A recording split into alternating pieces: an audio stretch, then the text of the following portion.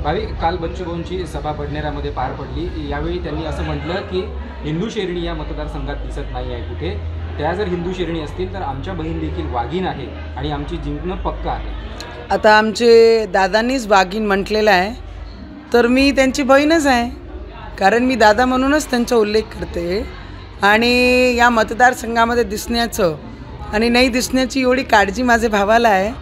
जर शोधाचं असन तर तुम्ही शोधून घ्या, अचलपूर, परतवाडा, करसगाव, सिरसगाव, घाटलाडकी, चांदूर बाजार, अचलपूरमध्ये, परतवाडामध्ये। आणि रवीजींची एवढी काळजी, एवढा प्रेम आहे, त्याच्याबद्दल माझ्या दादाचा खूप खूप धन्यवाद। अभिजित अडसूळ यांनी तुमच्यावरती आरोप केलेला आहे की ज्या पद्धतीने खल्लार येथे जो भ्याड हल्ला तुमच्यावरती करण्यात आलेला होता हे एक षडयंत्र होतं आणि हे जाणीवपूर्वक करण्यात आलं, असा त्यांचा आरोप तुमच्यावरती आहे। षडयंत्र होताच, प्लॅनिंग होतीच, म्हणून हातात चाकू होते, म्हणून हातात ब्लेड होते, म्हणून हातात डंडे होते। या षडयंत्रच रचला गेलेला होता। आता हा कोणाचे तालुका अध्यक्षाचं गाव आहे त्याप्रमाणे त्यांनी प्लॅन केलं होतं आणि ते करण्यात आलं।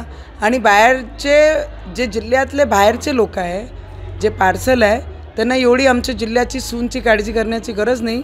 या जिल्ह्यातले जेवढे माझे भाऊ आणि धीर आणि सासरवाडी आहे ती माझी काळजी चांगल्या पद्धतीने करतात। एक शेवटचा प्रश्न, बच्चूभाऊ म्हणतात की नवनीत राणा यांच्याकडून संविधानात पायदळी तुडवण्याचा प्रयत्न केला जातो। कोण म्हणते? बच्चूभाऊ कालच्या सभेमध्ये त्यांनी आमचे बाबासाहेब आंबेडकरांनी दिलेलं संविधान आम्ही डोक्यावर घेऊन त्याच्यासाठी लढतो आहे। बाबासाहेब आंबेडकरांनी इमानदारी शिकवली आहे।